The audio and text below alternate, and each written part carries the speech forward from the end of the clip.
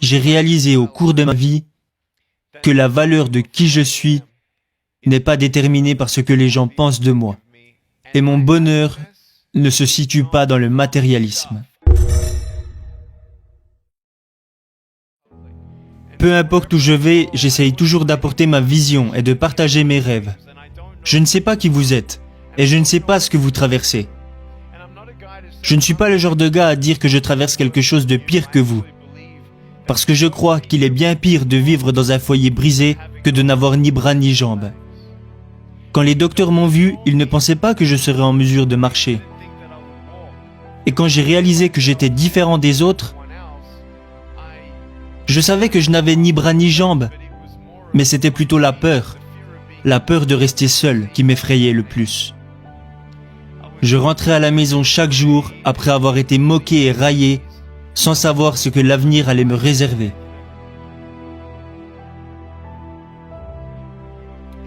Je n'aurais jamais imaginé devenir la personne que je suis aujourd'hui.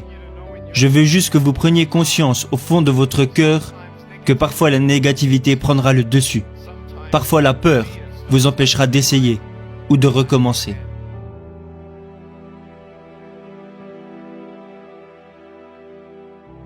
Les encouragements vous rapprocheront toujours de la vérité, de qui vous pouvez être et de ce que vous pouvez faire.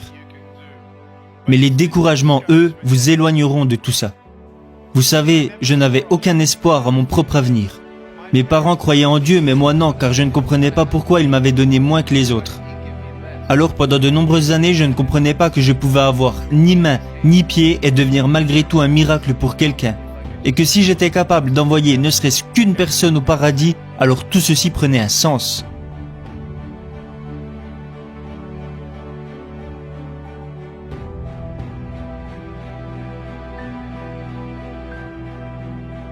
Ce que vous devez comprendre, c'est que lorsque vous ne voyez pas où la vie veut vous amener, vous devez absolument faire la différence entre la vérité et les mensonges. Et le premier thème que je veux aborder est votre valeur. Qui êtes-vous? Oh, tu es moche, abandonne. Tu ne deviendras jamais quelqu'un. Tu ne trouveras jamais de travail, tu ne te marieras jamais, tu resteras seul pour toujours, tu seras toujours dépendant de tes parents, tu ne feras jamais rien. Nick, laisse tomber. Avez-vous déjà pensé à abandonner? Était-ce à cause de ce que les gens disaient de vous? Pourquoi vous inquiétez-vous tant de ce que les gens disent de vous?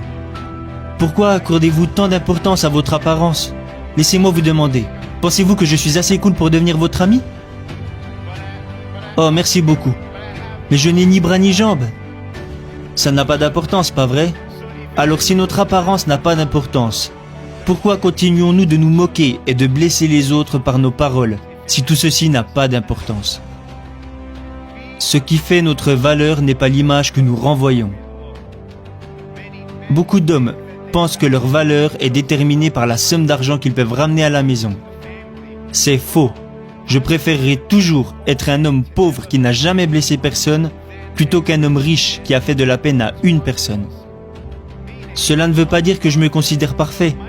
Cela veut juste dire que l'argent ne définira jamais qui je suis. Je rencontre beaucoup de politiciens à travers le monde et je leur demande souvent: comment pouvez-vous espérer honorer votre pays si vous n'êtes même pas capable d'honorer votre femme? Vous devez honorer votre femme avant d'honorer votre pays et vous devez d'abord être un bon père pour vos propres enfants avant de pouvoir mener les générations futures.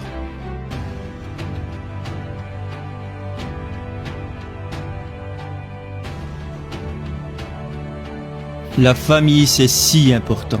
Je remercie la mienne qui m'a toujours encouragé. Ma mère et mon père m'habillaient et me brossaient les dents quand j'étais enfant. Ok Nick, tu es prêt pour aller à l'école? Oui maman. Est-ce que tu vas faire de ton mieux? Oui maman. Ne te soucie pas de ce que les autres disent. Tu es juste spécial. Et moi je me répétais, je suis juste spécial. Je ne voulais pas être spécial, je voulais juste être normal.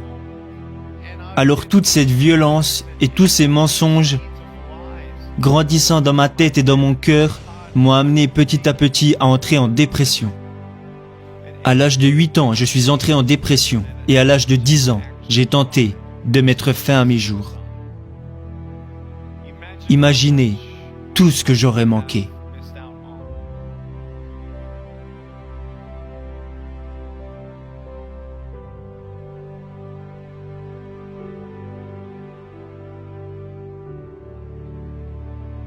N'abandonnez pas. Je sais que vous avez été blessé, comme la plupart d'entre nous.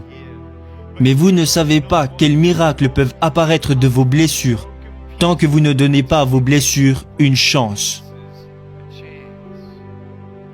Je veux que vous vous donniez une chance. N'abandonnez pas. Rêvez grand. Aimez-vous de manière humble. Aimez les autres. Et prenez conscience de ceci. Vous ne savez pas ce qui se trouve au coin de la rue jusqu'à ce que vous alliez au coin de la rue. Si Thomas Edison n'avait fait que 9999 essais, il n'aurait jamais découvert l'ampoule électrique. S'il n'avait fait que 9999 essais, nous n'aurions peut-être pas d'ampoule électrique aujourd'hui. Mais il a continué. Quelqu'un lui a demandé un jour « Hey Tom, qu'est-ce que ça te fait d'avoir échoué 9999 fois ?» Il lui a répondu « Je n'ai pas échoué 9999 fois. J'ai juste découvert 9999 façons de ne pas faire une ampoule électrique. » L'échec entraîne l'éducation. Et ce n'est pas que je n'ai jamais pleuré, ce n'est pas que je n'ai plus peur, mais je préfère traverser la vie en avançant un pas à la fois, un pas à la fois, un pas à la fois, en étant reconnaissant pour ce que j'ai.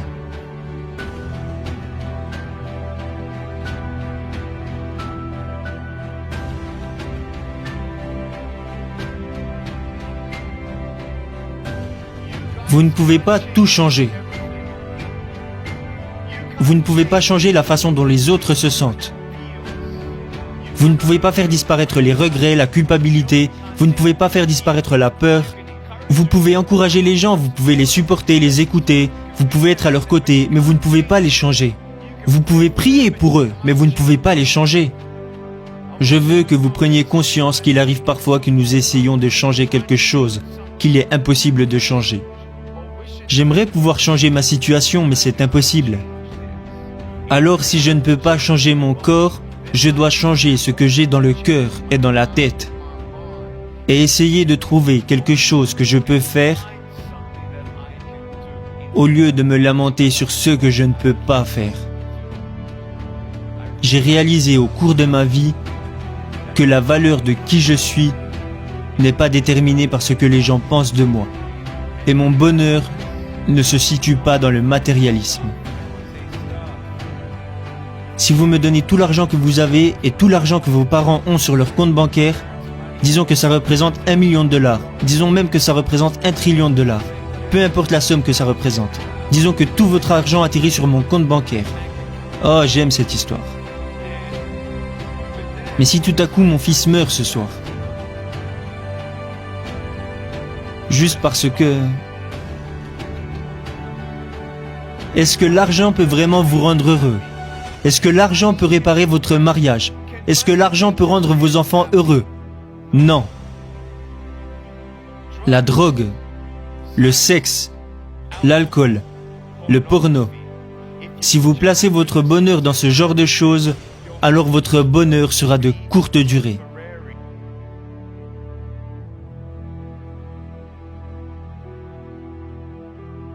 Vous n'avez pas à être quelqu'un que vous n'êtes pas. Vous devez juste être vous-même. Soyez la meilleure personne que vous pouvez être. Alors ma question ce soir est, est-ce que vous vous aimez? Si vous viviez maintenant les 15 dernières secondes de votre vie,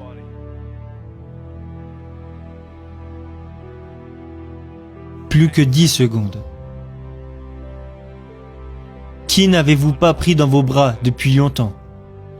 Qui n'avez-vous pas remercié depuis trop longtemps?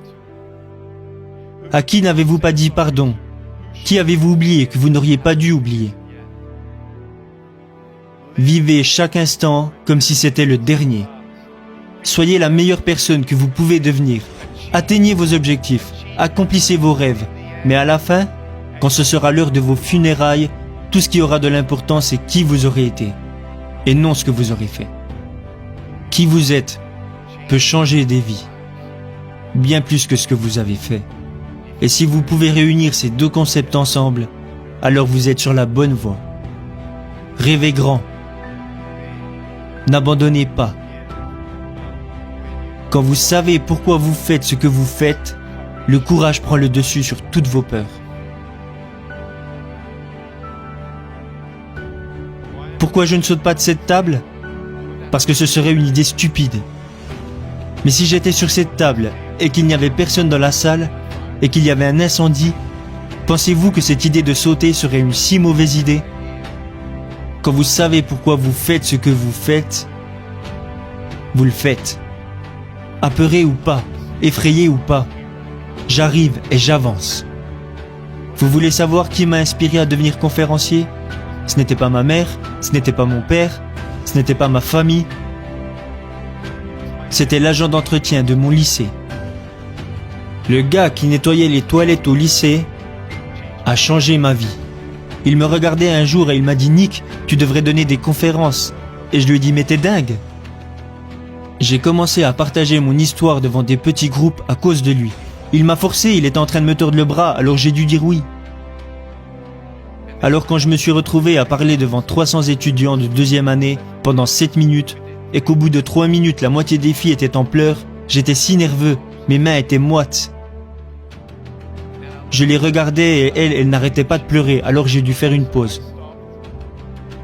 L'une d'elles est venue me voir et m'a dit « Excusez-moi de vous interrompre, mais puis-je vous prendre dans mes bras ?» Alors toutes les personnes qui pleuraient sont venues me faire un câlin. Je disais « Merci beaucoup à vous. Personne ne m'avait jamais montré autant d'affection.